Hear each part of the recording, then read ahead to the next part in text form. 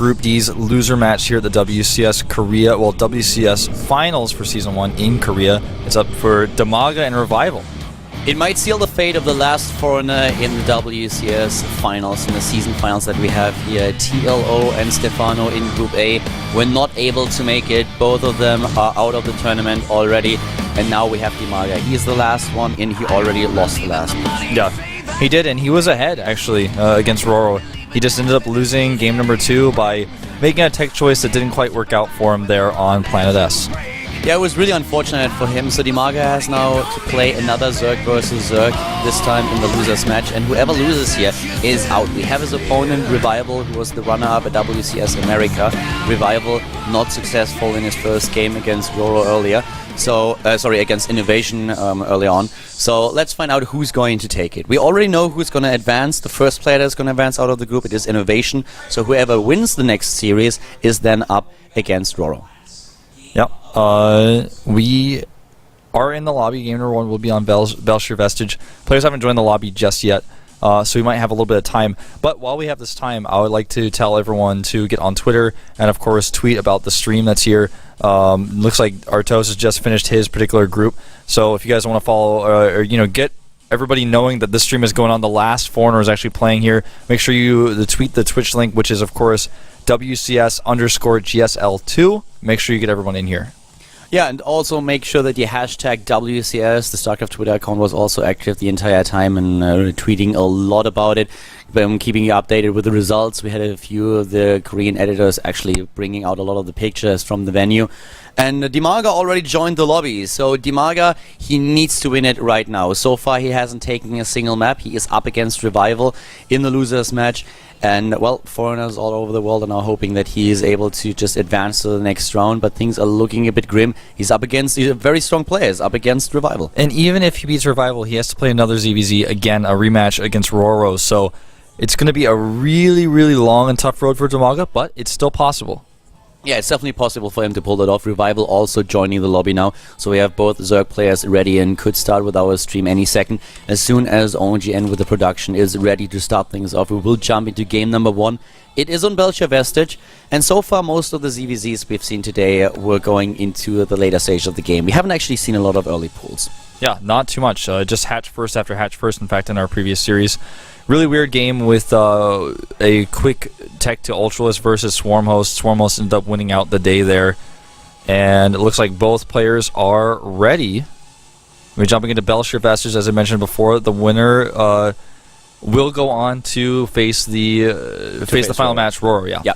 So another ZVZ is waiting after this one, and we are going into the game right now. The countdown has already started. It is a Revival for Team Evil Genius. He is up against Dimaga, who just acquired a personal sponsorship with Rocket. So he's trying to make this work here at the WCS Season 1 Finals. We're going into the map right away. Roro up against Dimaga up against Revival. Starting to the top left of Belshire Vestige, we have the Ukrainian Zerg player here at the WCS Season 1 Finals. It is Dimaga from Europe. From Ukraine in particular. And starting to the bottom right, we have his opponent, starting for the Evil Geniuses. Easy Revival Raid Call from America. 9 pool coming out from Revival. Yeah. Talking about the early pools, we just mentioned them a second ago. This is what we have not seen so far today. The 9 pool here for Revival, and let's see what Dimaga is going to do. We have his Overlord nearly completed. Will he go into the hatch first, or is he starting with a pool? Yeah, well, in the previous series he showed us 2 hatch firsts in a row, and that stands to reason he'll do it again. Overlord soon going to meet in the middle of the map, but then the second Overlord won't be visible to Dimaga. So here comes the pool for Revival, halfway done. Dimaga with 15 supply. Looks like he's going to start with a hatch first here.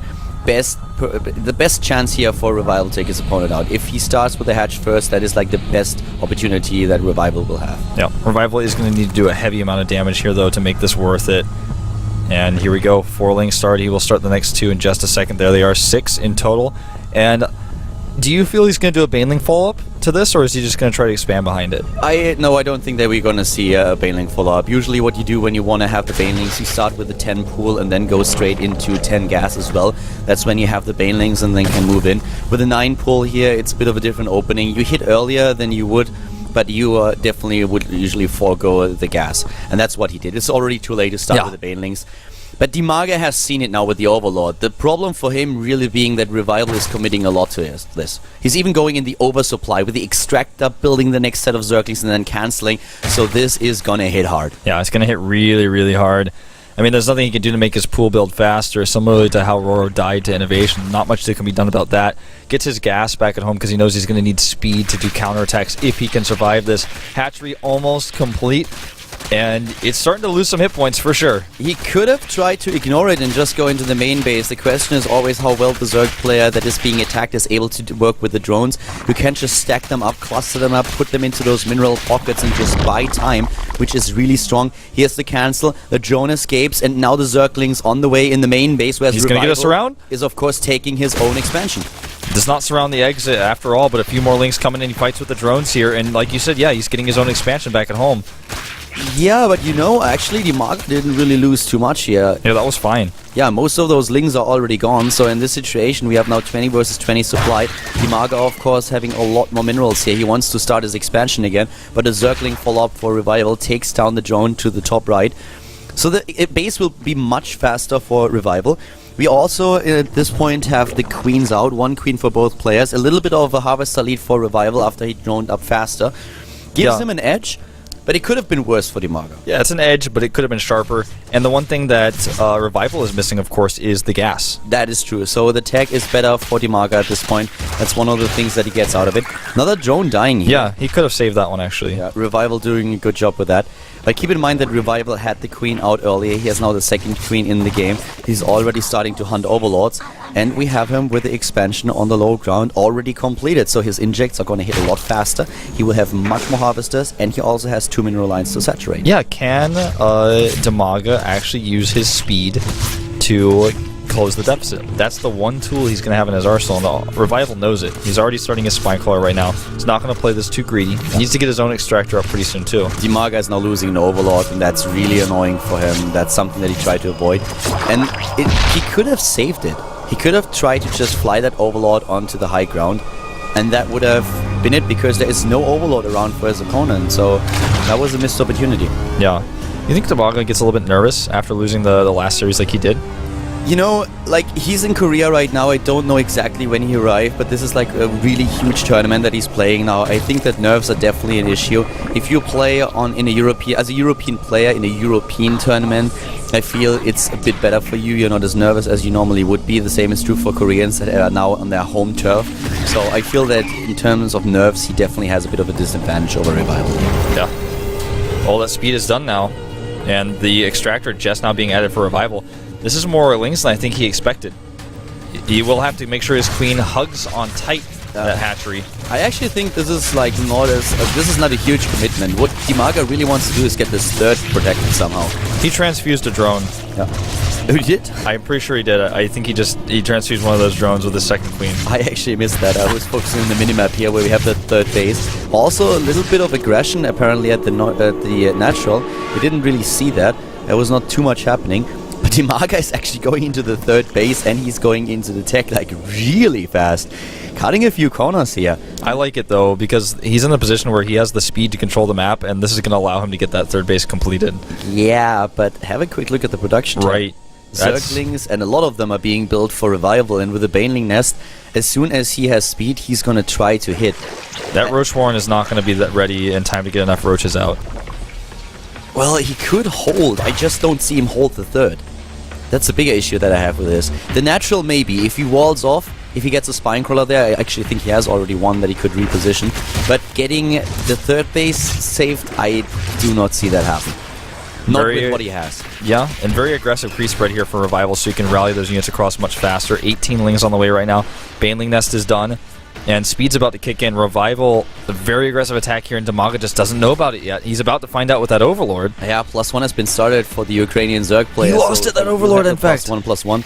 But he sees it. He sees it, and he knows that his third is going to be taken out. He has the Roach Roar now, but the issue really being that the +1 attack upgrade is not going to be done in time. I think he's just going More to go. roaches. I think he's just going to go for the natural. He's making 22 banelings here. It would be smart to go for the natural. He sends the lings over to the third for now to kill any drones, anything stray over there. There's no Spinecrawler. Nothing here. And he's trying to block, but the roaches are not there yet. And those Zerglings, they can't deal with those Banes. There are just too many of them. There's way too many of them. They're still alive here. Great control so far by Revival. Look at all those banelings rolling in. He's just trying to pick what he wants to kill. The Queen is already down. A great split on the drones by Dimaga. That was really amazing. But now he's even taking down the lava. Where are those? Oh, he needs the roaches. But now all those drones are dying. Great split on the drones, but already done. Yeah, like you said, I mean, there's just way too many lings here. Dimaga is dead. He is down to 27 supply against 74. Revival is taking his natural apart. There are still a lot of banelings left. He can surround the roaches that are being built here. The +1 attack upgrade was just too late. GG. Dimaga cutting some corners, and some corners. He cut all of them. yeah, he took the crust off of his sandwich.